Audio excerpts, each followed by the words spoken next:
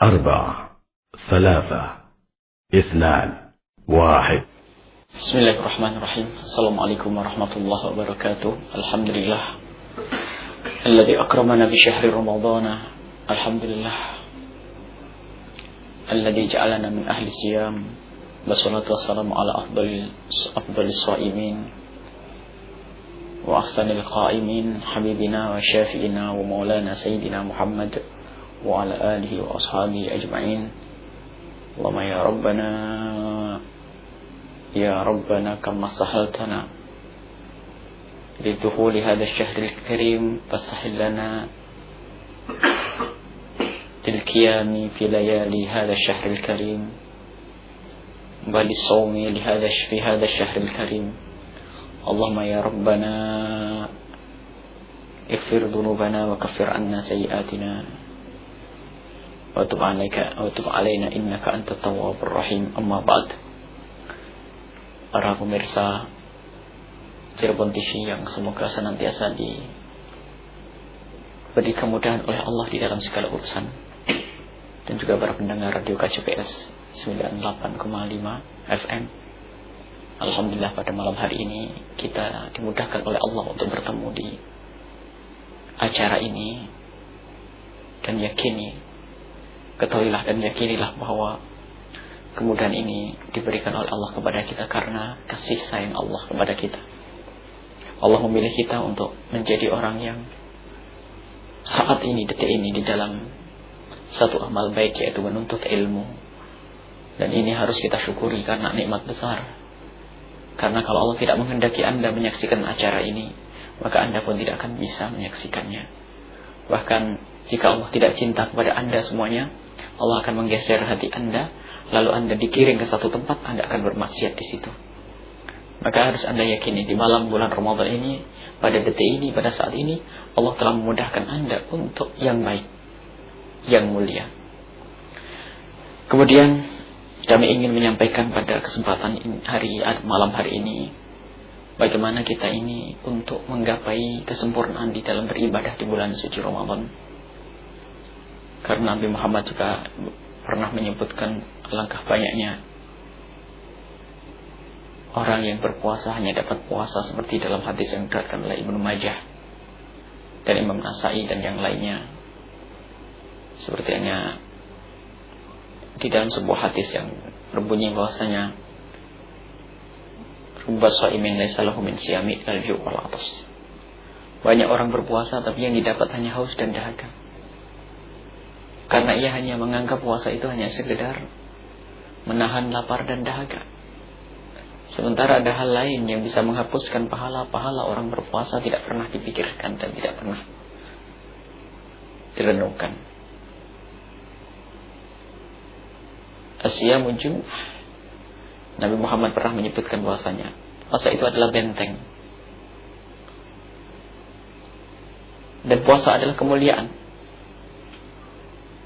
Dan puasa adalah satu hal yang sangat istimewa di hadapan Allah. Sampai dalam sebuah hadis disebutkan, dalam hadis qudsi, wa ana ajzibih, aku yang akan membalasnya secara langsung. Artinya memang semua yang membalas Allah, akan tapi untuk spesial puasa langsung dinisbatkan kepada Allah Subhanahu wa taala. Karena begitu mulianya puasa. Jadi ada untuk menggapai kesempurnaan puasa ada dua. Batinnya puasa adalah di samping kita berpuasa, kita harus berusaha untuk bisa menghindari dari hal-hal yang dimurkai oleh Allah Subhanahu wa taala. Menghindari daripada dusta, daripada menggunjing. Karena Allah Subhanahu wa taala tidak akan menerima kalau ada orang berpuasa tapi menggunjing. Ada sebuah riwayat bahwasanya disebutkan asyamu junnah, yang namanya puasa itu benteng yang menjadikan orang itu selamat. Malam yakhrikha bikidbin, selagi orang itu tidak merusak puasa itu dengan kidbin, dusta, au ghaibatin, atau menggunjing orang lain. Jadi ini adalah ada makna, yakni sesuatu yang merusak puasa tapi secara batin. Secara batin puasanya akan rusak, yaitu di saat orang melakukan puasa tetapi maksiat masih jalan. Itulah yang digambarkan oleh Rasulullah sebagai orang yang berpuasa tapi tidak mendapatkan apa-apa kecuali hanya lapar dan dahaga. Maka dari itu kita harus banyak merenung. Selama ini bagaimana kita berpuasa? Jangan sampai berpuasa seharian penuh ternyata di sore hari kita harus berkumpul di satu tempat, di situ kita melakukan kemaksiatan, pahala habis. Memang dapat gelar puasa seharian, lapar pun kita dapat, dahaga pun kita dapat, takjil kita dapat, tapi karena kita bermaksiat di sore hari itu, menjelang buka puasa seperti tradisi di sebagian tempat, maka sesungguhnya dia adalah hanya menghambur-hamburkan pahala. Maka dari itu, mari kita berusaha untuk menjaga puasa kita. Mulai dari tontonan yang kita tonton harus kita perhatikan. Yang kita lihat kita perhatikan. Omongan yang kita bicarakan harus kita perhatikan. Karena ini semua bisa merusak. Kalau kita melihat sesuatu yang haram, lalu syahwat kita bangkit, menghilangkan pahala. Kemudian kalau kita menggunjing orang, menghabiskan pahala. Kemudian di saat jual beli, kita semakin ramai di bulan Ramadan jual beli. Lalu kita berdusta di dalam jual beli. Pahalanya akan habis. Ini harus kita pikirkan. Itu makna. Jadi di dalam berpuasa ini, ayo kita meningkatkan bagaimana kita meninggalkan kemaksiatan. Dan pertama, cara dan utama untuk meninggalkan kemaksiatan yang paling utama adalah pertama memohon kepada Allah Subhanahu Wa Taala. Ya Allah, aku punya kebiasaan jelek, kalau berdagang aku pasti bohong. Ya Allah, jauhkan aku dari bohong dengan kasih sayang-Mu. Yang suka menggunjing, mengadu kepada Allah, ya Allah, aku suka menggunjing, ya Allah. Katakan kepada Allah dan jangan ragu, Allah lah yang akan membuka jalan kepada kita, untuk kita. Allah yang akan memudahkan kita untuk meninggalkan segala kemaksiatan, segala kehinaan, segala kejelekan. Jadi kita menggantung kepada Allah. Maka urusan batin ini perlu proses. Yani puasa batin. Ada puasa zahir. Nah, inilah yang biasa disebut oleh para ahli fikih dengan syarat sahnya puasa. Bagaimana puasa agar syah. Nah, puasa zahir, kalau kita ingin membahas masalah puasa zahir secara fikih zahir, maka kalau kita ingin berbicara tentang puasa, maka kita harus berbicara sesuatu yang terlebih dahulu dibutuhkan atau yang penting dahulu. Mungkin kita pernah membaca sebuah buku, puasa adalah begini tentang definisi puasa, kemudian banyak hal yang disebut di situ. Tapi ternyata yang harus diketahui dan lebih perlu diketahui dari yang lainnya, kalau kita mau belajar puasa adalah mengetahui dua hal. Tidak banyak, dua. Satu, dua. Kalau sudah orang megang dua hal ini, maka ketahuilah permasalahan puasa ini bakal terjawab. Permasalahan puasa yang begitu banyaknya akan terjawab dengan di saat orang memegang dua hal ini. Akan tapi tidak semuanya bisa kita hadirkan pada kesempatan ini. Satu akan kita hadirkan pada kesempatan ini, dan sisanya adalah pertemuan yang akan datang. Kalau sudah dua hal ini dipegang, tidak ada pertanyaan yang datang kecuali bisa dijawab sendiri. Karena dua hal ini adalah rumus. Yang pertama adalah apa yang membatalkan puasa. Ini harus kita ketahui. Rinciannya hal-hal yang membatalkan puasa. Karena apapun bentuknya kita semua sudah berpuasa. Semua kita berpuasa dan kami yakin Anda adalah berpuasa. Kalau ditanya Anda puasa. Tapi kalau ditanya apa yang membatalkan puasa, pikir, ada berapa? Sehingga sering muncul pertanyaan, apakah ini membatalkan puasa? Apakah ini membatalkan puasa? Kenapa orang bertanya, apakah ini membatalkan puasa? Karena dia belum tahu apa yang membatalkan puasa. Maka yang membatalkan puasa ini harus dibahas. Ada hal lain lagi adalah, yang kedua, siapa orang-orang yang boleh meninggalkan puasa? Maka ini harus diketahui. Karena kita tidak diperkenankan mewajibkan sesuatu kepada orang yang tidak wajib. Kepada orang sesuatu yang tidak wajib. Selagi orang itu tidak wajib berpuasa, kita tidak boleh mewajibkan kepadanya puasa. Karena ini kemurahan dari Allah Subhanahu Wa Taala yang diberikan kepada orang untuk boleh meninggalkan puasa. Maka pun demikian kita tidak boleh memaksa orang tersebut untuk berpuasa. Jadi harus ketahui. Sehingga kalau kita ingin mengamar ma'ruf nahi mungkar, ingin menjauhkan kemungkaran dari orang-orang, atau menyuruh orang berpuasa, kita tahu siapa yang harus kita suruh. Siapa yang harus kita suruh puasa? Yang harus kita suruh puasa, wajib puasa adalah orang yang punya kewajiban puasa. Ada orang-orang yang tidak punya kewajiban puasa, artinya puasa tidak wajib, maka kita pun tidak boleh mewajibkan kepadanya. Maka ini yang harus kita bahas pertama. Yang membatalkan puasa, dan siapa orang yang boleh meninggalkan puasa. Yang membatalkan puasa ada 9. Ada 9. 5, 4. Dari 10 potong 1. Ibaratnya hampir mudah menghafal. Adapun orang yang boleh meninggalkan puasa pun sama, 9. Mudah, ingat, 9. Baik, kalau sudah tahu angka ini, baru kita cari isinya. Setelah itu ini rumus, maka nanti coba, kalau ada penanya dari para pendengar atau para hadirin atau para pemirsa bertanya, nanti jawabnya adalah kembalikan ke rumus yang 9 ini. Sangat mudah dan sangat sederhana. Yang membatalkan puasa ada 9. Yang pertama adalah memasukkan sesuatu ke salah satu lubang 5. Lubang mulut, lubang hidung, lubang telinga, lubang buang air kecil, lubang buang air besar. 5.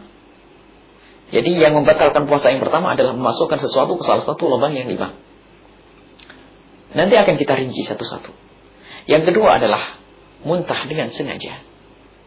Yang ketiga adalah bersenggama dengan sengaja, biarpun tanpa keluar mani. Yang keempat adalah keluar mani dengan sengaja, biarpun tanpa senggama. Yang keempat adalah orang hilang akal. Yang keenam adalah orang melahirkan. Yang ketujuh adalah orang haid. Yang kedelapan adalah orang nifas. Yang kesembilan adalah orang murtad, keluar dari Islam. Maka 9 ini harus hafal, tidak ada tawar-menawar. Kalau pengen belajar fikih, pengen menjawab segala permasalahan fikih, harus tahu 9 ini. Kalau tidak tahu 9 ini, nggak bisa menjawab. Yang pertama adalah memasukkan sesuatu ke salah satu lubang yang 5. Lubang mulut, lubang hidung, lubang telinga, lubang jalur buang air kecil, dan jalur buang air besar. Rinciannya seperti ini. Orang memasukkan sesuatu ke dalam lubang mulutnya itu tidak membatalkan puasa. Asalkan tidak ditelan. Jadi orang memasukkan sesuatu ke dalam lubang mulutnya itu membatalkan puasa kalau ditelan. Itu saja. Jadi kalau seandainya tidak ditelan, ya tidak batal puasanya. Karena tidak ditelan.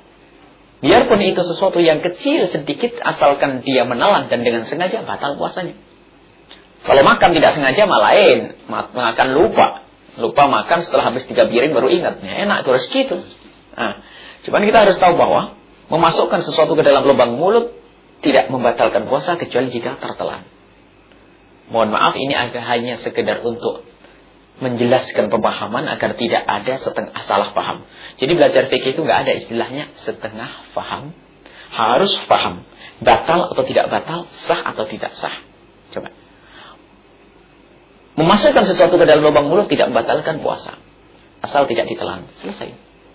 Maka dari itu kalau ada orang di siang hari bulan Ramadan memasukkan ke dalam mulutnya itu es krim atau permen, itu tidak batal puasanya. Asal tidak ditelan. Cuman itu orang kurang kerjaan. Ngapain siang-siang memasukkan es krim ke dalam mulutnya? Tambah ngenes tuh. Baik. Cuman kita hanya berbicara bahwasanya itu tidak batal. Cuman makruh. Makruh itu adalah tidak baik. Tapi tidak membatalkan puasa. Sementara saat ini kita bicara hal yang membatalkan puasa. Memasukkan sesuatu ke dalam lubang mulut tidak membatalkan puasa. Kalau itu main-main, makruh. Tidak baik, tapi tidak haram, tidak dosa.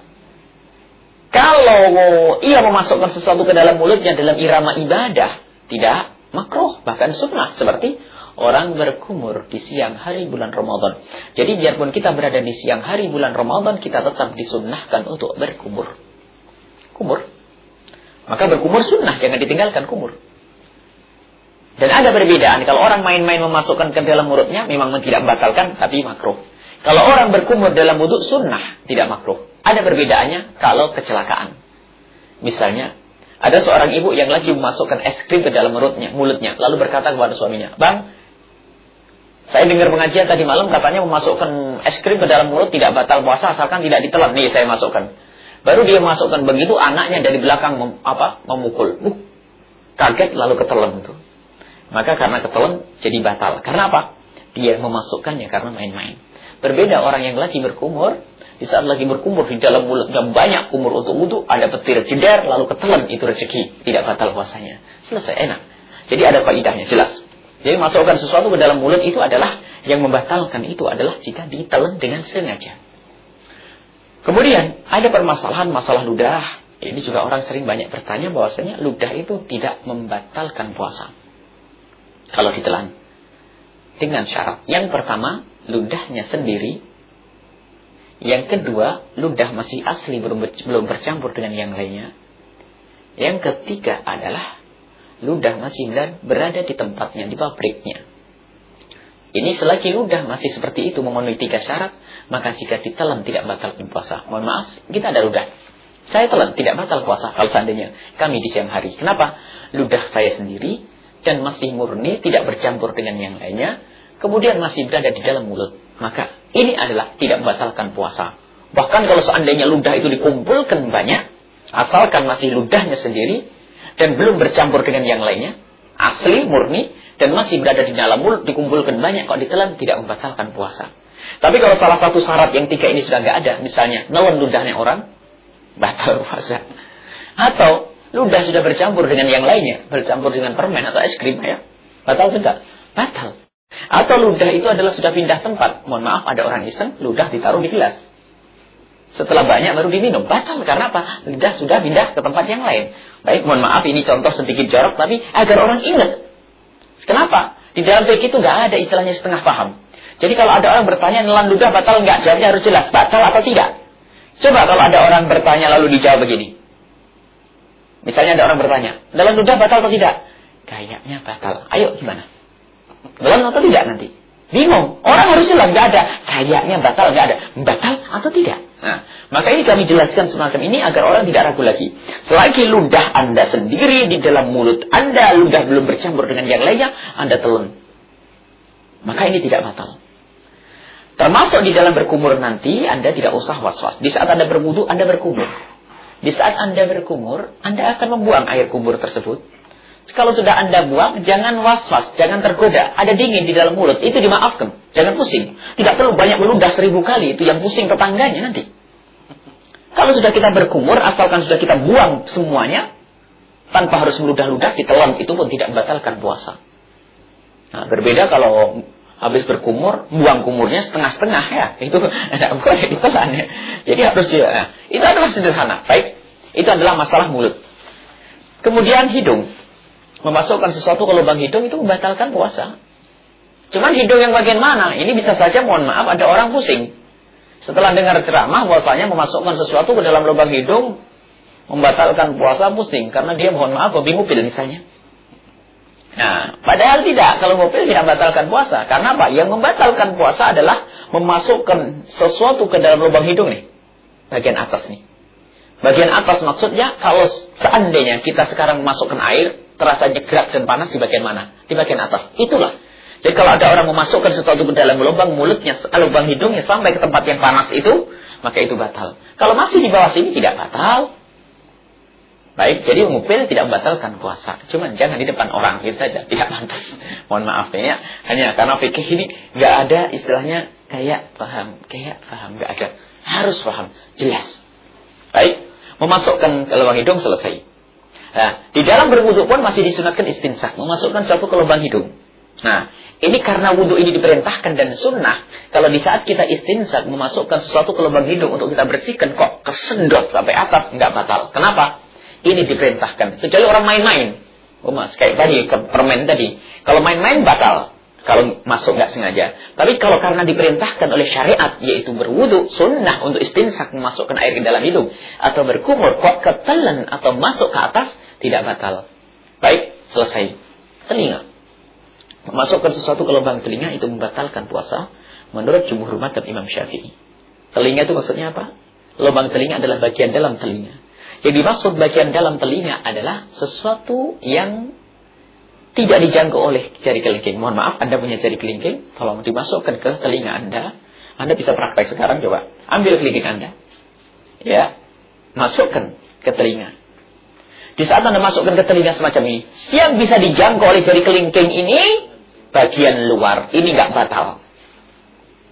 Kalau lebih dalam lagi, maka itu membatalkan puasa. Maka kalau ada orang korok kuping masuk ke dalam, itu membatalkan puasa. Asalkan ke dalam yang melebihi dari yang dijangkau oleh jari kelingking. Ini adalah yang dikukuhkan di dalam mazhab Imam Syafi'i. Berbeda dengan Imam Ghazali mengatakan tidak batal, atau mazhab Imam Malik tidak batal. Akan tapi kita karena di Indonesia mazhab Imam Syafi'i rahimahullah ta'ala, kita tetap berpegang bahwasanya memasukkan sesuatu ke lubang telinga adalah membatalkan puasa. Kemudian yang ketiga dari bagian pertama ini, yang keempat adalah memasukkan sesuatu ke lubang depan, buang air kecil. Jadi mohon maaf kalau ada orang memasukkan sesuatu ke lubang kemaluannya membatalkan puasa. Misalnya seorang laki-laki meneteskan obat untuk kemaluannya, lubang kemaluannya diteteskan itu batal. Atau air. Atau dipasang selang untuk pengobatan, sama batal puasa. Termasuk kaum wanita juga begitu. Harus hati-hati kaum wanita itu membatalkan puasa kalau memasukkan sesuatu ke lubang buang air kencingnya. Yang dimaksud dalam bagi kaum wanita adalah, mohon maaf ini majelis mulia, agar tidak kita rubah dengan majelis jorok, cuman ini harus dijelaskan. Bagi seorang wanita yang membatalkan puasa adalah, mohon maaf, jika memasukkan sesuatu melebihi dari sesuatu yang terlihat di saat jongkok. Mohon maaf, kalau seorang wanita habis buang air kecil, itu kan istinja, membersihkan diri dari bekas buang air kecil. Maka yang wajib dibersihkan adalah sesuatu yang terbuka di saat wanita itu jongkok. Jadi yang terbuka itu saja yang dibasuh dengan perut jemari. Dibersihkan dengan perut jemari bagian yang terbuka di saat jongkok. Jangan lebih ke dalam. Di luar saja, itu sudah bersih, tidak usah was-was. Kalau seandainya jarinya dibengkokkan masuk ke dalam, itu batal puasanya. Kemudian ini juga nasihat bagi kaum wanita untuk tidak was-was di dalam membersihkan bagian itu. Ada orang was-was, di saat membersihkan bagian itu, harus mengambil sabun dimasukkan ke dalam. Mohon maaf, ini sabun kotor, masuk ke dalam, nyangkut. Setelah nyangkut tidak bisa dibersihkan lagi, akhirnya jadi penyakit di situ. Bakteri ada di situ, sehingga banyak wanita-wanita keputihan karena was-was di dalam membersihkannya. Tidak usah pakai sabun, tidak usah bagian dalamnya. Bagian luar saja yang bisa dijangkau oleh perut jemari, yang terbuka waktu jongkok, itulah yang dibersihkan. Sudah beres suci, bersih, dan tidak usah was-was. Setelah itu sudah ditutup, Allah yang menutup. Jadi sudah aman, dijaga oleh Allah Subhanahu wa Ta'ala. Baik, itu membatalkan puasa juga. Memasukkan kapsul ada sebagian pengobatan, adalah seorang wanita harus dimasukkan tablet atau kapsul dalamnya. Itu batal. Baik. Kemudian memasukkan ke lubang belakang sama, yaitu lubang jalur buang air besar. Itu adalah kalau ingin orang istinja cukup dengan perut jemari. Kalau dimasukkan jarinya ke dalam lubang tuburnya, mohon maaf, itu batal puasanya. Itu yang pertama. Yang membatalkan puasa yang pertama adalah memasukkan sesuatu ke dalam salah satu lubang yang 5. Lubang mulut, lubang hidung, lubang telinga, lubang buang air kecil, lubang buang air besar. Baik.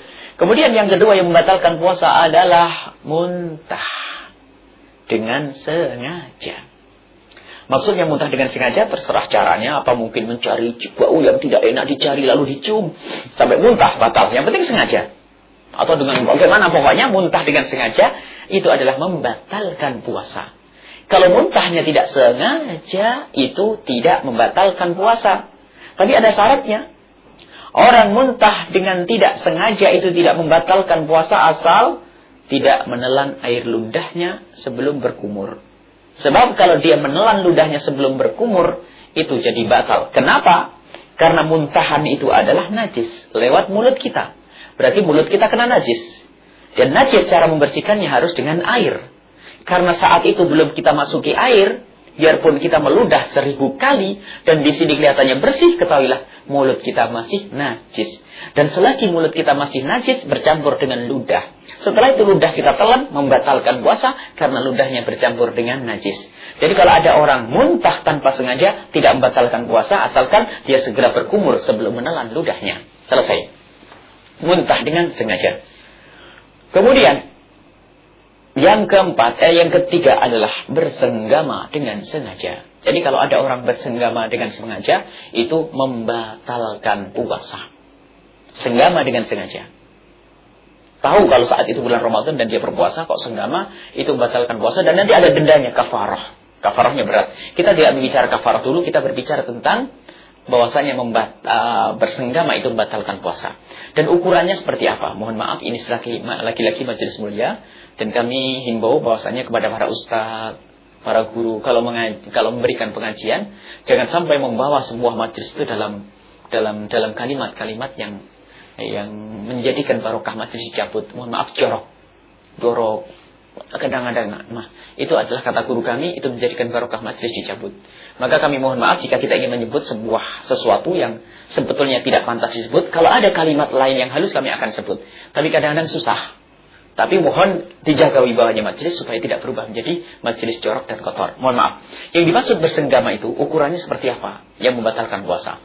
Bagi kaum laki-laki, mohon maaf sekali lagi, bagi kaum laki-laki membatalkan puasanya kalau seorang laki-laki itu memasukkan kemaluannya ke lubang kemaluan. Ke lubang kemaluan.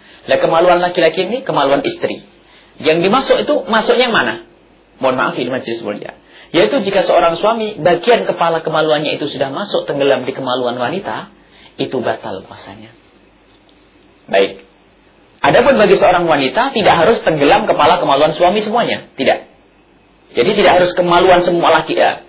Jadi bagi seorang laki-laki tidak harus kemaluannya masuk semuanya, tidak. Bagian kepalanya kalau sudah masuk itu batal puasanya. Kalau bagi seorang wanita tidak harus semua kemaluannya, tidak harus semua kepala kemaluan, akan tapi yang penting ada sesuatu yang masuk. Tadi ingat yang pertama batalkan puasa, yaitu masukkan sesuatu ke lubang kemaluan. Jadi kalau kemaluannya lebih dari yang terbuka di saat jongkok kok kemasukan, itu batal puasanya bagi seorang wanita. Maka ini harus perhatikan bahwasanya bersenggama itu membatalkan puasa adalah seperti itu kasusnya. Ini adalah harus jelas. Biarpun tanpa keluar mani, batal. Kemudian ini yang kita bicarakan hanya suami istri saja. Mungkin ada orang bertanya, bagaimana orang zina? Orang bersenggama dengan binatang. Ya akhi, ya ustaz, kita berbicara yang halal. Istri itu kan halal aslinya. Istri saja yang halal batal, apalagi dengan zina. Jelas lebih batal. Istri saja yang aslinya halal menjadi dosa dan haram, apalagi dengan binatang. Sama batal. Cuman ahli fikih tidak pernah membahas, karena apa? Ahli fikih berbicara dengan tulabul ilm, ya yang halal istrinya. Jadi biasanya memasukkan kemaluannya ke lubang kemaluan istri. Itu saja. Tidak disebut zina. Tidak disebut dengan orang bersenggama dengan binatang. Kalau orang bersenggama dengan binatang atau zina, ya jelas membatalkan. Tidak usah ditanya lagi. Yang halal saja jadi batal dan dosa, apalagi yang haram. Selesai. Baik. Kemudian yang keempat adalah keluar mani dengan sengaja. Yang keempat, keluar mani dengan sengaja. Barangkali ada ini. Oh, nanti dicatat, ini paling enak dicatat satu-satu, nanti dicatat. Kalau tidak nanti bisa ngambil rekamannya, karena ini penting. Fikih-fikih sederhana seperti ini, fikih praktis. Keluar mani dengan sengaja artinya apa? Biarpun tanpa senggama, yang jelas dia membuat sebab. Apakah memeluk istrinya, atau mohon maaf naudzubillah onani, atau mungkin onani yang halal. Misalnya onani halal adalah mengeluarkan mani dengan tangan istri. Seorang suami mengeluarkan mani dengan tangan istri adalah tidak haram. Tapi kalau dengan tangannya sendiri kan haram. Misalnya itu pokoknya mengeluarkan mani dengan sengaja, itu membatalkan puasa. Harus tahu keluar mani. Mani harus tahu, mani bukan cairan putih, bukan. Ada tanda-tanda mani, di saat keluar adalah ada hentakan, di saat keluar rasanya lezat, atau baunya itu seperti bau putih bunga, atau putih telur, atau adonan kanji. Jadi mani pokoknya. Jadi orang tahu mani. Jadi keluar mani dengan sengaja itu membatalkan puasa. Tapi kalau keluar maninya tanpa sengaja, lagi tertidur di siang hari tiba-tiba mimpi basah, mimpi bersenggama, setelah dilihat di celananya ada basah air mani, itu tidak membatalkan puasa. Tinggal mandi besar, selesai. Itu yang keempat. Yang kelima adalah hilang akal. Hilang akal adalah membatalkan puasa. Hilang akal membatalkan puasa. Cuman hilang akal ada 3 tingkatan. Tingkatan yang pertama yang paling dahsyat adalah gila. Orang gila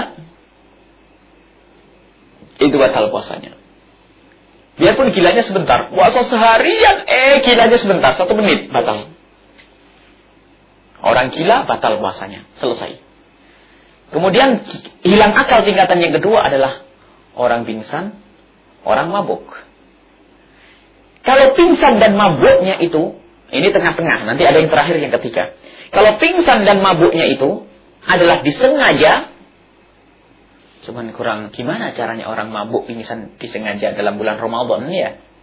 Ya mungkin saja ya, mencium bau sehingga dia sampai mabuk atau sengaja jemur di bawah matahari biar pingsan. Itu kan sengaja ya.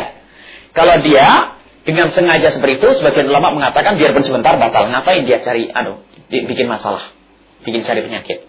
Tapi kalau ada orang mabuknya tidak sengaja, atau pingsannya tidak sengaja, misalnya sahur durian. Nah, sahur durian kebanyakan. Durian kan ada panasnya. Selesai sahur durian, setelah niat, mabuk dia. Subuh ya, mabuk. Tapi mabuknya kan tidak sengaja. Karena kebanyakan makan durian. Nggak tahu kalau durian itu memabukkan kalau kebanyakan misalnya. Bagi dia tiba-tiba kok mabuk. Lah, mabuknya nggak sengaja. Maka itu tidak batal puasanya asalkan sempat sadar biarpun sebentar di siang.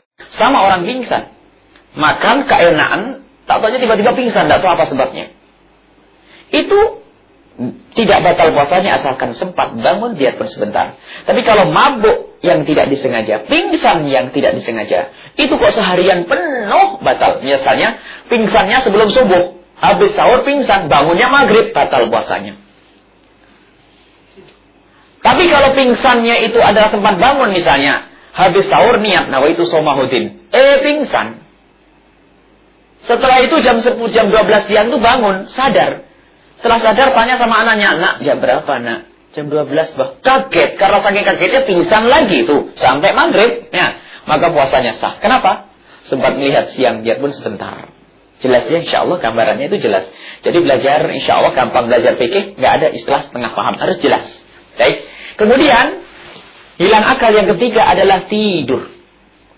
Nah, cuman perbedaannya dengan yang sebelumnya, kalau tidur itu biarpun seharian penuh, habis sahur tidur sampai maghrib, itu nggak batal puasanya. Cuman ini manusia atau bukan? Tidurnya seperti itu. Kita hanya bicara tentang membatalkan puasa. Masalah sholat, masalah lain cerita. Yang jelas kalau ada orang tidur, habis sahur kok tidur, sampai maghrib, itu tidak batal puasanya. Biarpun nggak bangun-bangun. Ya.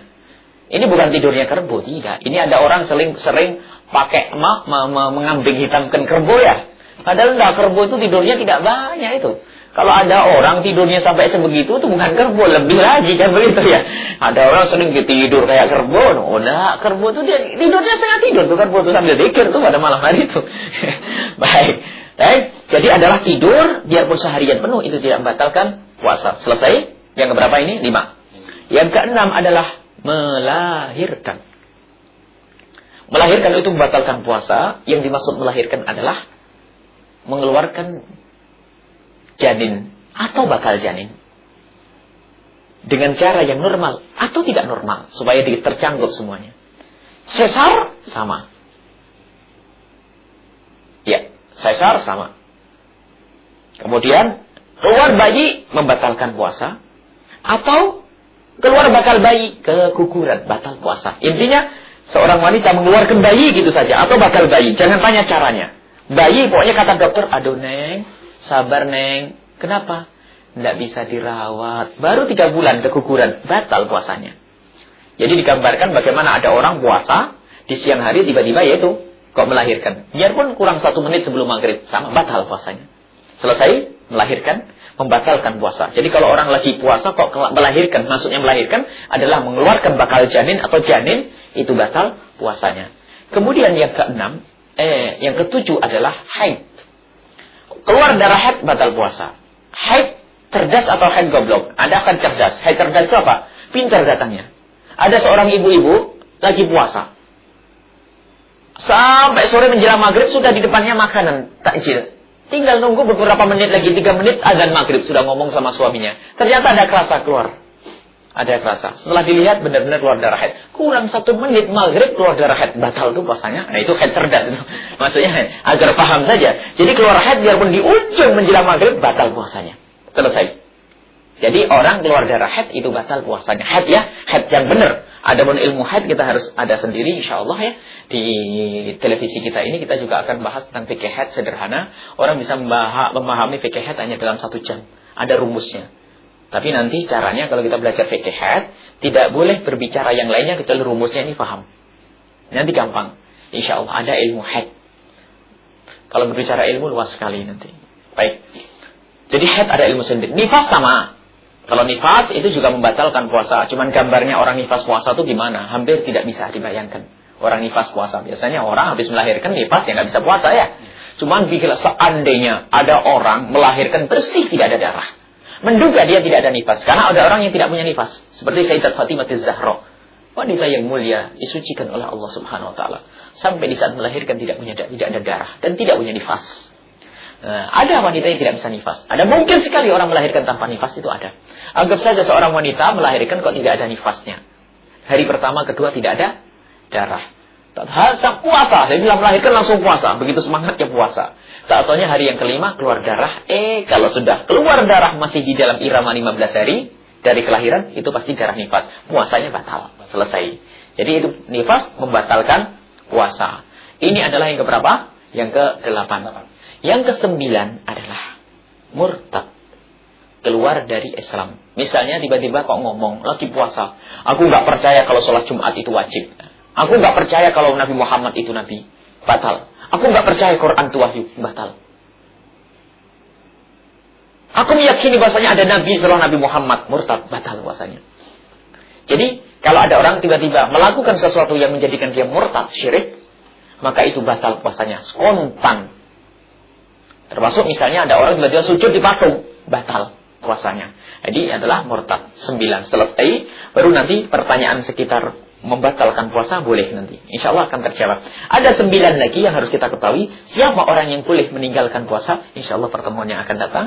Tidak harus kita hadirkan pada kesempatan ini semuanya. Jadi kita ulas dari yang pertama. Yang membatalkan puasa yang pertama adalah memasukkan sesuatu ke salah satu lubang 5. Lubang mulut, lubang hidung, lubang telinga, lubang jalur buang air kecil, lubang jalur buang air besar. Yang kedua, muntah dengan sengaja. Yang ketiga, bersenggama dengan sengaja. Yang keempat, keluar mani dengan sengaja. Yang kelima, hilang akal dengan rinciannya. Yang keenam adalah melahirkan. Yang ketujuh adalah haid. Yang kedelapan adalah nifas. Yang kesembilan adalah murtad. Ini harus dihafal semuanya. Baru nanti kalau ada pertanyaan dikembalikan kepada rumus terjawab. Baik, ini saja para pemirsa dan para pendengar yang semoga bisa memahami dan semoga ini menjadi ilmu yang manfaat. Dan barangkali kita beri kesempatan yang mau bertanya atau kurang jelas, mangga, demi kesempurnaan di dalam ibadah kita. Karena jangan sampai puasa kita ini puasa yang kosong. Karena apa? Ilmu dohirnya nggak ada, batinnya juga nggak ada. Jadi ilmu dohir ini, ilmu dohir, fikih dohir ini, agar benar sah puasa kita secara dohir. Kemudian puasa itu apa? Yang tahu. Puasa itu adalah menahan diri dari hal-hal yang membatalkan puasa. Mulai kapan? Mulai dari waktu subuh terbitnya fajar shadiq sampai terbenam matahari, yaitu waktu maghrib. Nah, dengan niat khusus. Ini saja. Wallahu a'lam bishawab. Baik pemirsa Cirebon TV dimanapun Anda berada, tadi sudah dijelaskan dengan sangat gamblang sekali tentang 9 hal yang dapat membatalkan puasa. Dan bagi pemirsa yang ingin bertanya, tentang seputar hal-hal yang membatalkan puasa yang kita bahas pada malam hari ini, atau mungkin hal-hal di luar itu, juga dipersilahkan untuk dapat menghubungi ke nomor telepon 0231 375 5333. Baik, pemirsa Cirebon TV dimanapun Anda berada, kami nantikan partisipasi pemirsa di 0231 375 5333 untuk bisa berdialog langsung dengan narasumber kita. Biayanya. Kelihatannya sudah ada ya teleponnya masuk. Saya terima dulu. Halo, assalamualaikum. Waalaikum. Halo, assalamualaikum. Waalaikumsalam. Dengan siapa di mana Bapak? Dengan Nur tadi dari Rogen. Ya, mangga Pak Nur tadi. Pertanyaannya. Ini mau tanya nih, Pak Ustaz. Iya. Soalnya kita kan puasa.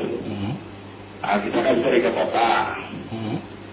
Yang maklum zaman sekarang wanita pembawa kalau misalkan berpakaian kan macam-macam. Tahu dia pakai jilbab, tapi ternyata masyarakat ya banyak lagi hal yang dilihat banyak aurat wanita. Dan hari ini kan juga kaum laki-laki tidak bisa mengelak, tetap melihat gitu.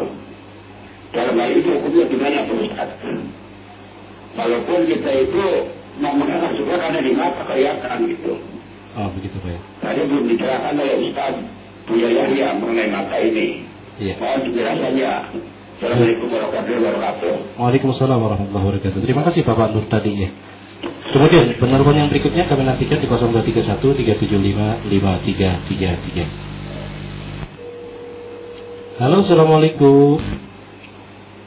Halo, assalamualaikum.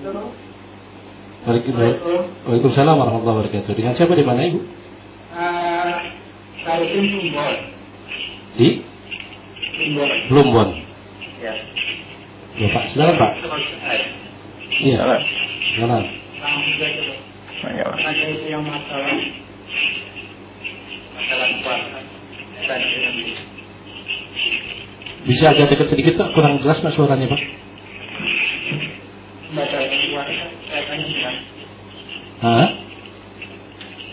Kaitannya dengan mulut Pak Ustaz.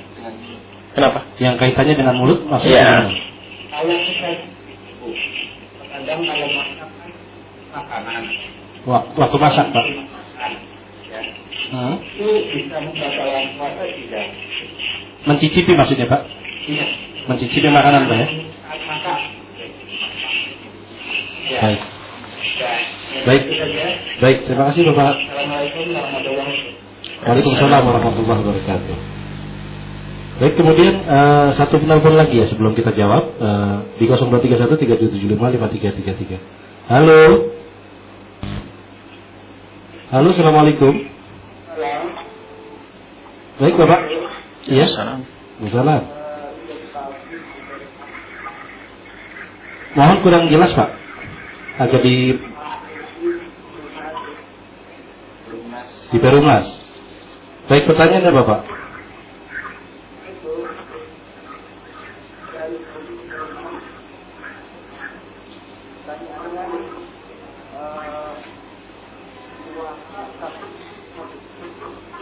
Mohon diperkeras lagi Pak. Kita nggak jelas Pak suaranya nggak begitu jelas. Mohon diperkeras lagi suaranya. Suaranya kecil sekali. Oh, kayaknya putus ya. Baik, kita nantikan lagi satu penelpon kembali di 0231 375 5333. Halo. Halo, assalamualaikum. Halo, assalamualaikum. Waalaikumsalam warahmatullahi wabarakatuh. Dengan siapa, di mana Bapak?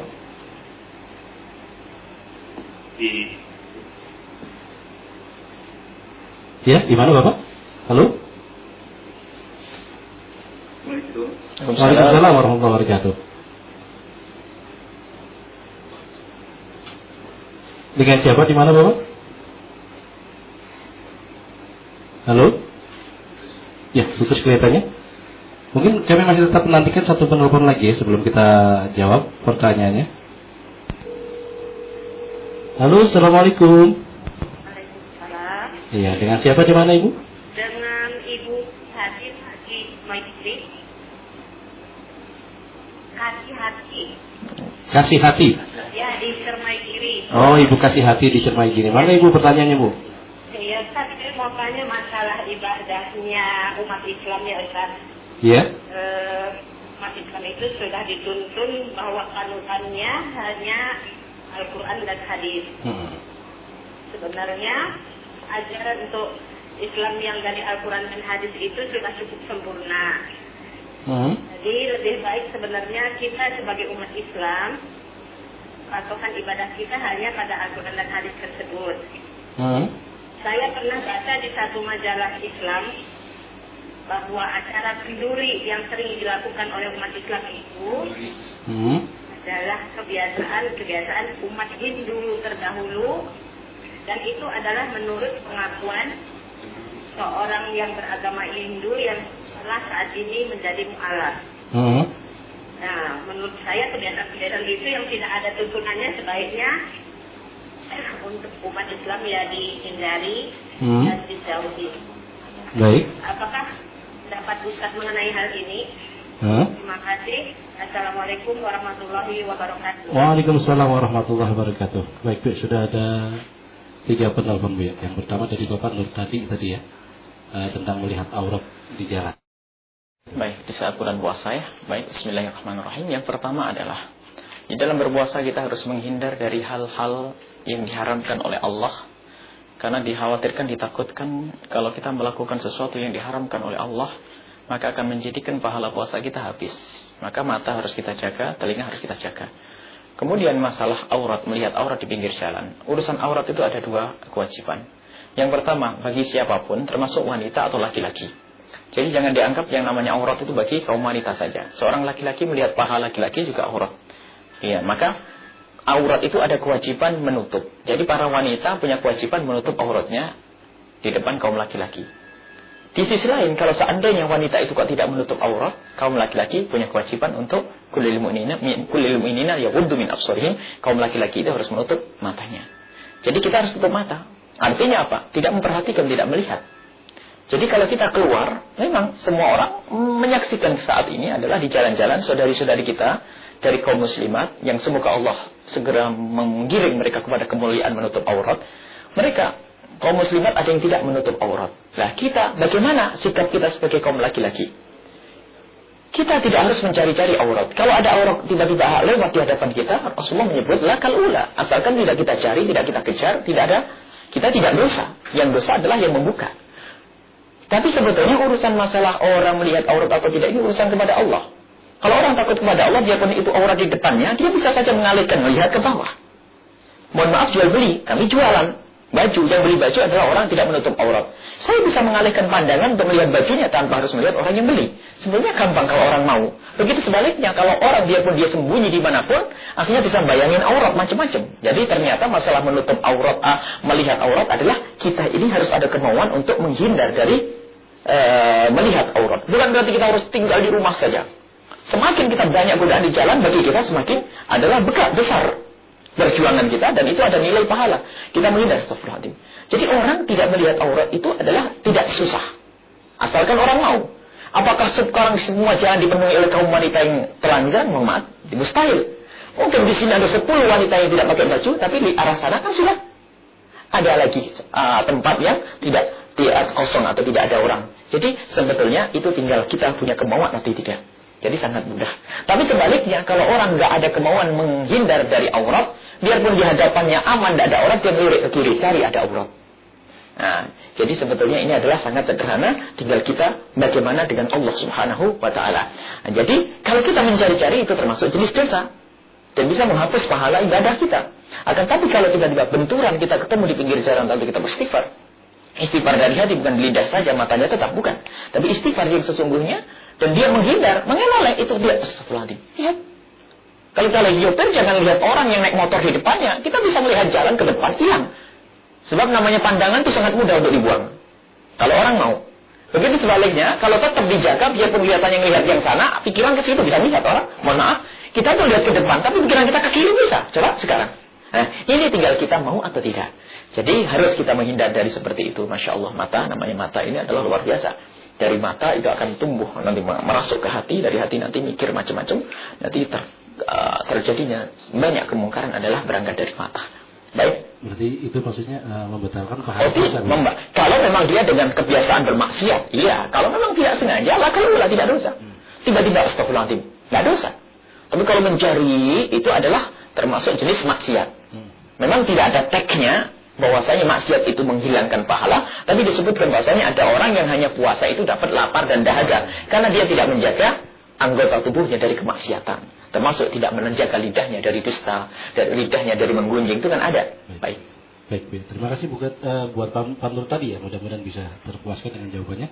Kemudian dengan mencicipi makanan, Bu, ada pertanyaan dari klub. Baik, mencicipi makanan sama kaidahnya bahwasanya memasukkan sesuatu ke dalam lubang mulut tidak membatalkan puasa asalkan tidak ditelan. Mencicipi makanan boleh asal jangan ditelan. Cuman bagi seorang koki, kalau tadi orang memasukkan es krim ke dalam mulutnya hukumnya makruh. Memasukkan permen dalam hukumnya makruh karena tidak ada perlunya, namanya main-main. Tapi kalau seorang ibu yang masak atau seorang koki yang lagi masak, nah dari saat ia mencicipi makanannya tidak makruh lagi. Karena tidak makruh kalau tertelan tidak sengaja karena kepanasan, ketelan tidak batal. Ya, karena apa? Ini ada tujuannya yang jelas. Hanya hilang kemakruhannya. Asal tidak ditelan. Kalau ditelan gimana? Ya batal. Enak aja 1 sendok di sini, 1 sendok di situ, bisa 10 sendok kenyang nanti. Jadi yang dimaksud para ulama mencicipi makanan itu adalah makruh. Ya, tidak makruh, boleh dan tidak makruh adalah mencicipinya di lidah dan tidak ditelan. Kalau ditelan sama kaidahnya. Menelan adalah membatalkan puasa. Benar? Kemudian tentang ini ya, tentang kebiasaan umat Islam yang ada di Indonesia tentang kenduri. Masalah beribadah. Kami setuju dengan ibu yang kami hormati, kami cintai bahwa ajaran yang dibawa oleh Nabi Muhammad itu sangat sempurna. Urusan ibadah sangat sempurna. Dan kita tidak perlu mengada-ngada urusan ibadah. Hanya kalimat mengada-ngada ini yang harus kita perhatikan. Kalau misalnya ada pohon kelapa di Pontianak, bukan berarti itu menjiplak pohon kelapa yang ada di Jawa. Artinya ada. Kemiripan satu model bukan berarti itu harus mirip. Itu harus paham. Kalau kita tidak akan dipakai baju, batik, ya kan? Itu tidak pernah dipakai oleh Rasulullah, kan? Itu bukan berarti saya meniru baju batiknya orang-orang Hindu Buddha dulu. Tidak. Jadi, jangan semua yang mirip itu lalu dihukumi sama. Ini salah. Kalau orang mengatakan mirip sama. Jadi, kelapa Pontianak dengan kelapa Jawa, itu bukan berarti niru. Ya sudah, kan ada kelapa-kelapa. Jadi, kalau Anda pakai baju batik, batik tidak pernah Rasulullah mengatakan pakailah baju batik misalnya ya. Itu bukan berarti misalnya kalau baju batik itu menjadi tradisi celana misalnya. Dulu orang mengatakan celana tradisinya orang Belanda. Di saat kita pakai celana bukan berarti kita langsung berarti kita sama dengan orang Belanda. Jadi mohon maaf, kemiripan bukan berarti harus katakan sama. Nah, termasuk di dalam urusan yang Anda sebut, yang ibu, yang saudari kami yang kami cintai sebut adalah masalah kenduri. Kita harus tahu apa itu kenduri. Kenduri adalah selamatan bahasa kita. Tidak tahu terserah istilahnya kenduri itu apa. Yang melakukan adalah umat Islam. Dan yang waktu datang di dalamnya itu adalah tidak pernah menyebut yang namanya Brahma, Siwa atau Wisnu. Tidak pernah. Dan tidak pernah menyebut danyangan. Tidak pernah menyebut yang berrekso tanah ini. Tidak ada. Tidak ada kalimat itu semuanya. Kecuali para dukun-dukun yang masih dengan kalimat-kalimat itu. Tapi yang dilakukan kenduri atau nama selamatan atau yang dilakukan oleh kaum muslimin saat ini adalah isinya coba bersedekah. Dan bersedekah adalah sesuatu yang diajarkan oleh Nabi Muhammad SAW. Dan jangan dikatakan ini adalah tradisi Hindu. Ini adalah berlebihan. Karena apa? Orang itu membuat syukuran. Selamatan itu terserah namanya kenduri apa. Kalau kami melakukan syukuran, orang Hindu melakukan syukuran, lalu kita larang syukuran. Orang Hindu melakukan syukuran dengan sebuah bentuk syukuran. Lalu kita juga melakukan yang sama. Apakah langsung kita katakan kita meniru orang Hindu? Oh tidak. Jadi kita ada. Di dalam Islam sendiri ada bersedekah. Itu ada. Misalnya, saya selamatan kenduri. Kenapa? Mau pergi. Saya kenduri mau pergi. Oh, Hindu muda. Astagfirullahaladzim. Apakah tidak tahu Rasulullah sudah menyebutkan as-sadaqah tadfa'ul bala? Bersedekah itu menolak bala. Saya membuat makanan untuk saya hadiahkan kepada orang yang datang, yang berkunjung padaku minta doa. Bagaimana? Kita sebut kenduri itu nama saja, bahasa Jawa atau bahasa apa. Jadi kita harus hati-hati di saat menghukumi orang itu, jangan langsung hanya mirip. Orang Hindu melakukan yang sama. Bukan semua yang dilakukan, bukan semua kemiripan sama. Orang Hindu juga duduk, berarti bukan semua orang yang duduk harus Hindu, kan tidak. Jadi ini hanya kesamaan. Isinya itu apa? Kan begitu. Jadi kadang-kadang orang tergopoh-gopoh menghukum orang lain dengan kalimat ini adalah keluar dari Islam, ini adalah syirik, ini adalah bid'ah, ini adalah kecerobohan. Harus dicermati. Orang kenduri adalah, misalnya ada kenduri selamatan karena apa? Kalau bahasa Jawa itu weton. Weton itu misalnya kalau orang lahir rebulki itu. Sebetulnya bukan karena rebulkinya. Ingin terus dia continue di dalam bersedekah. Diganti saja. Misalnya saya lahir rebulki. Kalau misalnya kalian ngerti rebulki kawan paingpon ya. Yang ngerti itu ya. Yang ngerti Pak weton itu mungkin ada orang boleh hari Senin saya sedekah. Kenapa orang ini hari Senin? Biar enak hitungannya. Bukan berarti itu ikut Hindu Buddha. Jadi ini adalah misalnya Ahad, Senin, Selasa, Rabu, Kamis. Itu adalah bahasa yang tidak ada di dalam misalnya Sunday, Monday. Misalnya ya, lupakan Sabtu, Ahad bahasa Islam. Jadi orang Inggris bukan berarti mereka ikut jadi Kristen semua gara-gara pakai Sunday, Monday ya. Tidak. Jadi mohon maaf. Jadi semua masalah itu kan harinya orang ini. Kita selama ini pakai Januari, Februari. Itu harinya orang Nasrani. Kalau kita pakai Dzulqa'dah bagus, kita pakai Dzulqa'dah Dzulhijjah. Bukan berarti semua orang mengatakan hari ini acara kita pada tanggal 18 berapa? 21 Agustus. Kristen, Nasrani, tidak boleh begitu. Ya tidak ya akhi, ya ukhti yang kami cintai. Jadi semua ada aturannya. Tidak mudah orang mengatakan ini. Memang benar kita sama kaidahnya. Semua yang mengada-ngada di dalam Islam adalah bid'ah. Dolalah, sesat. Cuman bagaimana kita mengatakan itu bid'ah, dolalah. Orang kenduri bukan, asalkan niatnya benar. Dan disuruh niatnya apa? Ini niat sedekah. Semoga anak yang mau pergi itu selamat. Yang mau haji ini selamat. Atau mungkin yang selama ini dilakukan oleh sebagian kaum muslimin, kebanyakan kaum muslimin, istilahnya ngirim doa kepada orang meninggal dunia. Itu adalah juga tidak ada masalah. Karena doa nyampe. Kemudian pahala sedekah juga nyampe, disepakati oleh ulama. Tidak ada ulama yang mengatakan pahala sedekah nggak nyampe. Kalau saya sedekah bahasanya, saya sedekah makanan ini, ya pahalanya saya sampaikan kepada orang mati, disepakati semua. Termasuk orang yang anti tahlil pun mengatakan harus. Karena apa? Disepakati ulama. Ini sebenarnya sangat sederhana. Jadi saudari kami, Masya Allah, kami senang jika ketemu dengan orang yang semangat untuk Quran hadis. Memang kita tidak bisa lepas dari itu. Dan sempurna. Cuman siapa yang bisa menjelaskan Quran hadis? Ulama. Ulama itu mana? Orang yang telah guru kita sampai kepada Rasulullah SAW. Mereka yang menerjemahkan itu semuanya. Terima kasih dan semoga kita bisa mendapatkan pelajaran yang berarti untuk berpegang kepada sunnah itu seperti apa. Bukan langsung ibu membaca kitab hadis, tidak, mustahil. Ustadz zaman ini, anggap saja Ustadz di Cirebon ini, yang paling pintar di Cirebon, nggak bisa semua urusan agama langsung Quran hadis, mesti ngintip ilmunya ulama. Harus kita kembali kepada ulama. Jadi kenduri adalah asalkan caranya benar, mengundang orang makan lalu berdoa, itu bukan sesuatu yang syirik, apalagi dikatakan atau bid'ah atau keluar dari Islam, apalagi dikatakan sebagai niru orang Hindu. Oh tidak. Baik pemirsa, kita nantikan lagi partisipasi pemirsa Cirebon TV di rumah. Tentunya tetap di 0231 375 5333. Dan 3 penanya lagi kita akan tampung dan kita nanti akan jawab lagi. Di 0231 375 5333 pemirsa, kami nantikan partisipasi pemirsa semua.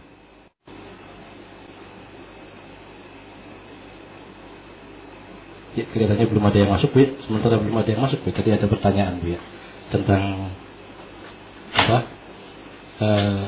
Memasukkan obat. Kita sudah ada penanya, Bu. Baik, kita terima saja.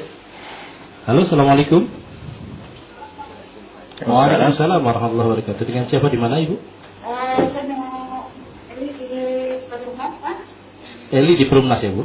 Iya. Ya, mana pertanyaannya, Bu? Saya misalnya kalau untuk seorang wanita yang sedang hamil, bisa ya biasanya 1-2 bulan itu kan lagi prematur tentang ya. Mohon maaf, Ibu, agak diperkeras lagi, Bu, suaranya, Bu, agak diperjelas. Iya. Kalau seorang ibu yang sedang hamil muda, Ibu hamil muda? iya, 1 bulan 2 bulan, itu kan biasanya masih sering mual ya. Mual, ya. Iya, hidang kalau kata orang sih. Terus apakah dia punya kewajiban puasa? Nah, kalau sampai dia tidak puasa, dia tuh kena kewajibannya untuk fidyah saja atau juga mengkodok. Baik. Ya. Baik, Ibu. Pak Ustaz. Baik, terima kasih, Ibu. Terima kasih atas jawabannya. Assalamualaikum warahmatullahi wabarakatuh. Waalaikumsalam warahmatullahi wabarakatuh.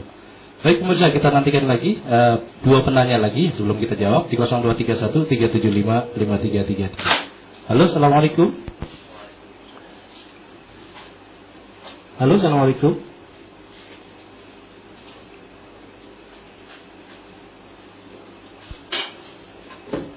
Ya, kelihatannya putus ya.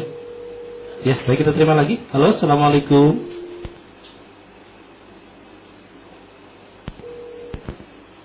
Halo, assalamualaikum.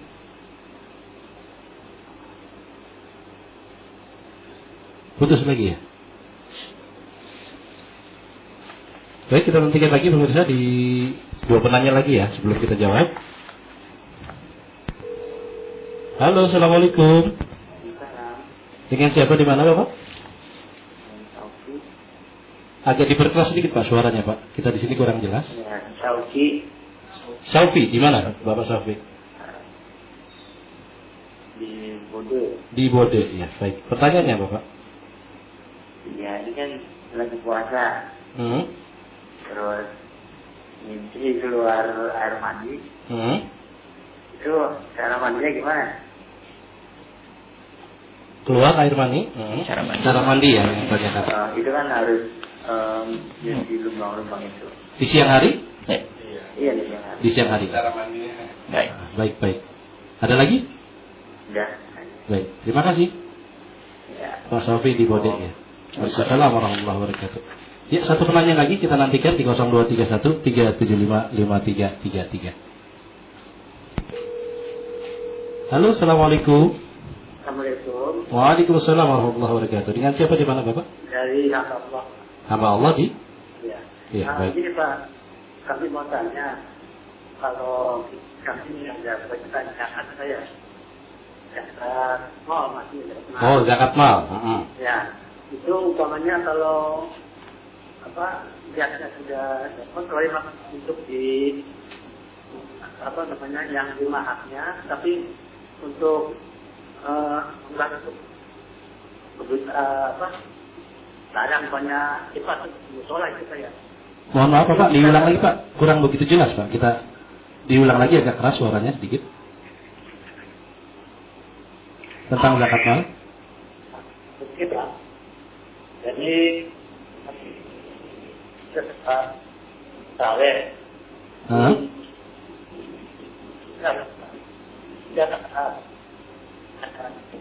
Putus-putus, Bapak. Suaranya putus-putus. Mungkin Bapak pakai HP, mungkin bisa cari tempat yang agak luas agar tidak putus-putus. Kan Bapak, kebutuhan sholat itu. Zakatnya tadi dipindahkan Zakat mal? Dipindahkan untuk kebutuhan Ya. musola. Dipindahkan untuk kebutuhan musola, gitu maksudnya. Halo? Iya, kan di musola itu. Oh, di musola gitu. Zakatnya berarti kepada musola. Untuk angin. Oh iya, baik. Ya, terima kasih. Baik, terima kasih Bapak. Waalaikumsalam. Baik, ya sudah ada 3 penanya ya. Yang pertama tentang ibu muda ya. Ibu yang hamil muda apakah masih punya wajib puasa? Baik. Dan kalau memang misalnya itu Nanti Ibu yang kami hormati, yang kami cintai, bahwa nanti ada episode berikutnya. Siapa orang-orang yang boleh meninggalkan puasa? Itu juga rumus. Kalau seandainya Ibu mendengar yang akan kita sebut, niscaya Ibu tidak akan bertanya. Tapi karena Ibu belum mendengar, yang salah kami belum disampaikan, ya nih, kami harus menjawab. Ada rumusnya nanti Ibu. Siapa orang yang boleh meninggalkan puasa? Itu ada 9. Dan nanti Ibu hafal pertemuan yang akan datang insya Allah. Termasuk diantaranya orang yang boleh meninggalkan puasa adalah orang hamil dan menyusui. Ini dalam hadis yang diriwayatkan oleh Imam Ahmad, Abu Dawud, bahasanya Innallaha wada'a 'anil hamili awil murdi'i as-siyama. Allah membebaskan bagi orang yang hamil dan menyusui puasa. Ini adalah ada. Jadi orang hamil boleh meninggalkan puasa. Ibu kalau memang berat, mual-mual, boleh tidak berpuasa. Cuman bagaimana nanti? Dia mengqadha atau dengan fidyah? Jawabnya adalah dilihat waktu ibu hamil atau waktu ibu menyusui. Ibu itu berat terhadap bayi atau karena ibu sendiri? Kalau ibu merasa berat, mual, capek, lemes, berarti ibu takut terhadap diri ibu sendiri. Maka di saat itu ibu memang boleh buka kalau nanti ingin setelah selesai Ramadan nanti. Jadi saat ini ibu boleh berbuka puasa, tidak berpuasa. Dan setelah Ramadan nanti ibu cuman punya kewajiban mengqadha saja. Tidak ada fidyah. Karena apa? Ibu takut terhadap diri ibu sendiri. Tapi berbeda kalau ibu nyantai, saya mah kuat. Cuma saya kasihan dengan bayi ini loh. Berarti ibu mikir orang lain kan? Selagi mikir orang lain, sebetulnya ibu nggak usah mikir diri sendiri dulu. Tapi diri sendiri ibu sehat, baik, tidak ada masalah kalau puasa. Tapi ibu mikir bayinya takut tidak sehat. Karena ibu mikir orang lain, maka ibu pun boleh berbuka puasa karena ibu dalam keadaan hamil dan khawatir terhadap sang putra, janin. Maka ibu nanti setelah Ramadan, ibu punya kewajiban mengqadha plus membayar fidyah. Jadi membayar fidyahnya itu karena apa? Ibu tidak takut terhadap ibu sendiri. Tapi kalau ibu takut oleh ibu sendiri, maka fidyah ini tidak ada. Dan fidyah itu adalah membayar 1 mud. 1 mud itu sekitar 6,7 on. Setiap 1 hari puasa, 1 mud. Atau 6,7 on diberikan kepada orang fakir. Jadi ibu, karena ibu kelihatannya yang bertanya tadi takut mual dan sebagainya, ya ibu berat ya. Maka ibu takut terhadap diri ibu sendiri, maka ibu boleh berbuka saat ini. Boleh tidak berpuasa di bulan Ramadan ini. Nanti ibu setelah selesai ibu tidak punya udzur lagi, maka ibu qadha saja tanpa harus ibu membayar fidyah. Baik. Kemudian yang pertanyaan kedua tentang cara mandi karena keluar air mani. Sederhana sebetulnya, nggak ada bedanya. Oh ya, tadi memang masalah sesuatu yang masuk ke dalam telinga, mulut itu membatalkan puasa kalau memang disengaja ya. Yang tidak disengaja termasuk jenis dimaafkan adalah seperti ini. Kalau orang mandi besar hukumnya kan wajib. Kalau orang mandi besar hukumnya adalah wajib. Kalau ada orang mimpi di siang hari, lalu dilihat keluar mani, dia mau sholat zuhur, harus mandi besar. Maka langsung saja mandi besar dengan wajar, mengguyur air ke kepala. Selesai. Kalau ternyata ada air yang masuk nggak sengaja, tidak disengaja dimasukkan, tapi karena Anda mengguyur mandi besar tadi, maka itu dimaafkan. Ya, seperti hanya wudhu, karena Anda melakukan yang wajib. Karena melakukan yang wajib, akibatnya tidak ada masalah. Tapi kalau Anda main-main, renang di siang hari bulan Ramadan, kenapa? Nyantai, saya hobi renang, nyelam masuk telinga, batal tuh puasa. Tapi karena Anda pengen mandi besar, itu dimaafkan. Seperti orang wudhu tadi. Wudhu itu karena wudhu itu sunnah, maka kalau ketelan tidak batal. Karena mandi besar adalah perintah wajib, maka kalau masuk ke telinga atau tiba-tiba keselak, itu tidak membatalkan puasa. Mandi biasa, tidak ada masalah. Baik, yang ketiga adalah tentang zakat mal yang digunakan. Zakat mal, kita harus tahu masalah zakat. Kami juga ingin menghimbau, semoga masih ada pertemuan 3 kali Jumat. 2 kali? 2 kali Jumat? 2. Baik, kalau masih ada, nanti insya Allah di akhir kita akan berbicara tentang zakat fitrah. Siapa orang yang berhak menerima? Jangan sampai salah. Orang menerima zakat sudah dijelaskan oleh Al-Quran. Innamas shadaqatul fuqara, orang fakir miskin, orang punya hutang, ini ada 8 orang. Ini harus diperhatikan dan dijaga, dihormati apa yang disebut oleh Allah. Fakir miskin, maka kiai tidak boleh menerima zakat. Ustaz tidak boleh menerima zakat, kecuali ustaznya fakir. Tapi kalau fakir jangan pakai gelar ustaz. Fakir, saya fakir. Saya melarat. Sekarang ustaz menerima zakat, sama zakat mal, zakat fitrah, bukan diberikan pada ustaz. Ustaz mobilnya banyak, ini masih menerima zakat, musibah. Ustaz fakir, tapi tidak usah pakai gelar ustaz. Kenapa ustaz ini dikasih? Bukan karena keustatannya, tapi karena kefakirannya. Ada orang memperlebar masalah fisabilillahi. Muskilah problem as-sa'i. Orang yang berjalan, orang yang mencari nafkah.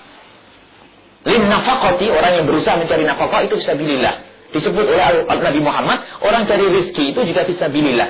Ini masukkan orang terima zakat. Enak aja orang bisnismen kaya raya untuk apa cari nafkah? Saya boleh terima zakat. Oh tidak. Jadi jangan diperlebar urusan fisabilillah ini. Fisabilillah itu adalah orang yang jihad di jalan Allah, perang dan tidak dapat gaji. Tentara yang ada di Indonesia nggak boleh ngambil zakat, biarpun di saat perang. Kenapa? Sudah dapat gaji. Sukarelawan itu. Coba kalau kiai saingan sama fakir miskin, yang menang siapa? Menang kiai, fakir miskin nggak dapat nanti. Jadi harus perhatikan, kiai tidak boleh menerima zakat. Dan kalau Anda membayar zakat kepada kiai tidak jatuh zakat, Anda seperti orang belum bayar zakat. Kecuali kiai yang fakir, harus perhatikan lebih dari yang lainnya. Karena dia ngajar, fakir, tidak cukup kebutuhannya. Masya Allah, makan pun pas-pasan. Ya terlaluan kalau tidak dikasih. Tapi dikasihnya bukan karena kekiaiannya. Ini kebetulan kita ingatkan sekali. Masjid tidak berhak mendapatkan zakat. Tidak boleh masjid menerima zakat. Zakat sudah jelas. Gara-gara masjid menerima zakat, orang jadi pelit. Benar ini, coba dibuktikan ini. Gara-gara masjid menerima zakat pelit. Sebab ada orang mau ngasih sedekah, misalnya ada seorang suami mau nyumbang ke masjid. Apa kata istrinya? Kan hari raya ini dapat zakat tuh. Ya tidak jadi tuh. Karena tahu orang pada ngasih zakat. Karena salah. Membayar zakat ke masjid tidak sah. Masjid bukan tempat memberi zakat. Kiai bukan tempat memberi zakat. Ini sering salah. Zakat berikan kepada yang berhak, fakir miskin. Sebetulnya ilmu zakat harus ada ilmunya. Maka jangan senang kita mengumpulkan zakat fitrah, zakat mal, badan pengumpul zakat dan sebagainya. Harus ada ilmunya. Kalau tidak menyalurkan di tempat yang salah, hukumnya haram. Tanggung jawab di hadapan Allah. Jangan senang kita jadi panitia zakat. Ini harus ada ilmunya. Kepada siapa kita beri? Fakir, miskin. Maka harus disalurkan di sini. Harus ada manajemen membagi zakat. Itu ada. Kalau dia manajemen mengembangkan hibah dan infak sedekah yang bukan zakat, boleh dibuat rumah sakit dan sebagainya. Tapi zakat ini, fakir miskin sudah butuh ini. Jangan sampai fakir miskin, saya mau berobat, tolong. Nunggu saya buat ke rumah sakit dulu. Ya nggak benar, mati dulu tuh orang. Jadi ada masalah manajemen zakat itu sangat jelas. Kalau pengen bangun rumah sakit, ambil tempat melalui yang lain, bukan dari zakat ini. Banyak fakir miskin, subhanallah. Kalau pengen tahu kita tunjukkan, kita ngomong-ngomong. Ada orang cari makan susah. Ada orang tidak bisa berjalan, dia makannya pas-pasan. Mau kita bangun ke rumah sakit dulu. Tolong ini dahulu. Jadi manajemen zakat adalah jelas. Masjid tidak boleh menerima zakat. Anda sebagai pengumpul zakat, baik zakat mal atau zakat fitrah sama. Yang menerima adalah sama, tidak boleh diberikan kepada kiai atau ustaz. Mohon maaf, ada sebagian di Jawa Barat ini ada orang sudah langganan kiai menerima zakat. Dan ternyata kita dikagetkan suatu ketika, alhamdulillah sekarang udah pada tahu. Kita malam-malam itu dibikin capek oleh orang-orang, ternyata di tempat kita dikirim berkarung-karung. Katanya Pak, zakat fitrah buat Buya. Langsung dicari alamatnya mana? Enggak. Kalau saya suruh bagi, saya bagi. Tapi kalau diberikan ke kami tidak berhak menerima zakat. Dan zakatnya tidak sah. Ini menunjukkan ada tradisi di sini. Salah tidak. Kiai tidak boleh menerima zakat. Kalau kecuali melarat, tapi karena kefakirannya. Jangan disebut kekiaiannya, fakir. Fakir, zakat, selesai. Dan juga ada sebagian, beberapa ada masuk orang, satu amplop besar, berapa? Ini jutaan ya, karena zakatnya orang kaya. Salah. Bahkan ada orang sebagian tanya, Buya ini untuk zakat, untuk Buya. Oh enggak. Jangan diberikan zakat. Pondok tidak diberikan zakat. Pondok tidak boleh terima zakat. Berikan kepada yang berhak. Ini kalau ke tempat kami, Al-Bahjah, tidak terima zakat. Tapi kalau suruh membagikan zakat, kita banyak fakir miskin di kampung-kampung sana. Kalau membagikan zakat, mangga. Misalnya pesan Buya, tolong bagikan zakat kepada yang berhak. Ada. Tapi kalau ini zakat untuk pesantren, tidak. Karena pesantren tidak boleh menerima zakat. Salah, Anda jangan kirim. Dan banyak orang salah alamat kita. Bahkan kalau ada orang ngomong zakat, tarik lagi. Kecuali saya harus bagi. Dan alhamdulillah lancar semuanya, tanpa harus uang zakat, malah banyak. Karena apa? Zakat ini adalah bukan bagian kita, bukan jatah kita. Jadi anak-anak yang makan di tempat kita bukan dari zakat. Kecuali ada orang diam-diam, wallah alam saya tidak tahu, yang jelas kalau ngomong zakat langsung kita tolak.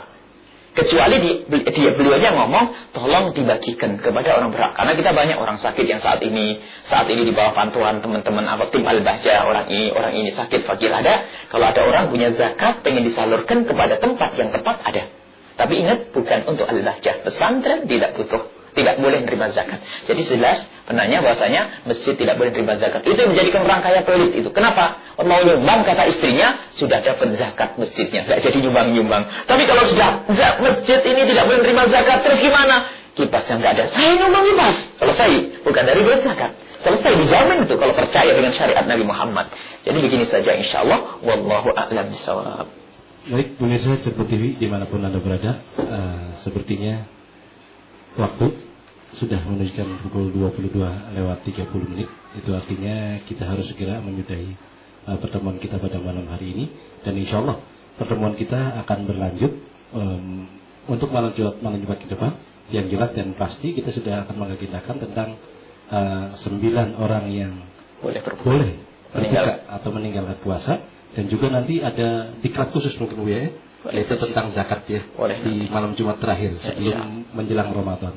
Dan sebelum penutup, oleh karena itu kami persilakan kepada guru kita Bu Yahya untuk menyimpulkan segala sesuatunya, atau mungkin juga langsung ditutup dengan pembacaan doa. Baik, insyaallah masalah kesimpulan, insyaallah para pemirsa semuanya sudah bisa menyimpulkan karena sangat gamblang dan jelas. Tinggal beberapa pertanyaan mungkin bisa disusulkan pada pertemuan yang akan datang, hal-hal yang ada kejanggalan, dan juga bisa nanti menghubungi, mungkin bisa langsung ke pesantren Al-Bahjah, atau bisa mendengar radio. Kita juga ada radioku, radio pesantren, radioku 107,9 atau 108 FM. Itu juga ada langsung siaran tentang dakwah ya. Jadi Masya Allah nanti Insya Allah termasuk acara malam hari ini akan dirilis oleh radio KCBS 98,5, radioku 107,9, dan juga Cirebon TV Insya Allah. Dan kalau sudah masuk radioku, nanti akan dirilis beberapa radio di Nusantara, termasuk di Bontang, di Balikpapan, ada di Jawa Timur, ada biasanya dirilis oleh beberapa radio. Jadi insya Allah semakin besar manfaatnya pengajian kita ini, dan jangan lupa didoakan agar diterima oleh Allah Subhanahu Wa Taala. Baik, ini saja, dan juga kunjungi di www.buyahya.org. Kemudian jangan lupa pengajian setiap sore di pesantren Al-Bahjah jam 4 sore. Jam 4 sore setiap hari di bulan Ramadan. Di luar Ramadan setiap Sabtu dan Ahad pagi 6:30. Ini saja, dan juga jangan lupa malam iktikaf nanti di At-Taqwa alun-alun Cirebon ya. Malam 20 ke atas ya, 20 bukan 21 saja, bukan malam ganjil toh, malam genap 20 ke atas kita mengadakan iktikaf bersama di Masjid At-Taqwa alun-alun Cirebon seperti ya tahun yang lalu, dan alhamdulillah banyaknya jamaah itu menjadikan kita bersemangat untuk bersama-sama memohon kepada Allah di malam Ramadan untuk mendapatkan Lailatul Qadar. Ini saja, bismillahirrahmanirrahim. Alhamdulillahirabbil alamin. Allahumma shalli ala sayyidina Muhammad wa ali sayyidina Muhammad. Allahumma ya Allah, berkailah hari-hari kami, malam-malam kami ya Allah. Terimalah ibadah kami Allah, dan jadikanlah kami orang yang mampu melaksanakan ibadah di bulan Ramadan. Muliakan kami di bulan Ramadan ya Allah. Mudahkanlah kami untuk menjalankan sunnah kekasihmu Nabi Muhammad. Patuh dengan perintahmu dan perintah kekasihmu Nabi Muhammad ya Allah. Kukuhkanlah kami dalam menjalankan kitabmu ya Allah, dan sunnah kekasihmu Nabi Muhammad. Jauhkan kami dari bid'ah yang menyesatkan ya Allah. Dan ya Allah, berikan kepada kami semua bimbingan dan petunjukmu ya Allah. Semua ya Allah yang mendengar suara ini, yang menghadiri acara ini, yang ikut menyaksikan acara ini ya Allah, dan yang tidak pun ya Allah, berikan kepada mereka barokah. Berikan kepada mereka nikmat, berikan kepada mereka rahmat. Jadikan mereka orang yang beruntung di bulan Ramadan ini Allah. Jauhkan mereka dari kemaksiatan, jauhkan kami dari segala kemaksiatan ya Allah. Dan jaga akidah kami, jaga iman kami ya Allah. Akidah ahli sunnah wal jamaah asy'ariyah ya Allah. Jagalah akidah kami, iman kami ya Allah. Jangan kau cabut nyawa kami kecuali iman ada di hati kami ya Allah. Ya Allah, mudahkan segala urusan kami. Jadikanlah kami orang yang senantiasa indah dalam hidup kami. Bahagia di dunia dan bahagia di akhirat ya Allah. Saling mencintai karenamu ya Allah. Saling mencintai karenamu ya Allah. Saling mencintai karenamu ya Allah. Jauhkan kami dari kedengkian, jauhkan kami dari permusuhan, jauhkan kami dari kehinaan ya Allah. Jauhkan kami dari segala kemaksiatan ya Allah. Di bulan Ramadan ini dan sebelum Ramadan dan setelah Ramadan ya Allah, mudahkan segala urusan kami. Lapangkan rezeki kami dengan rezeki yang halal yang menghantarkan kepada ridhamu ya Allah. Jika ada yang sakit, sembuhkan. Jika ada yang punya hutang, mudahkanlah kami dalam membayar hutang-hutang kami ya Allah. Ya Allah, ya Allah, panjangkan umur kami dalam ketaatan serta sehat walafiat, dan berikan kepada kami semua adalah husnul khotimah, mati dalam keadaan iman ya Allah, iman iman. Rabbana atina fid dunya hasanah wa fil akhirati hasanah wa qina adzabannar. Wa sallallahu ala sayyidina Muhammadin wa ala alihi wasallam. Walhamdulillahirabbil alamin. Al-Fatihah.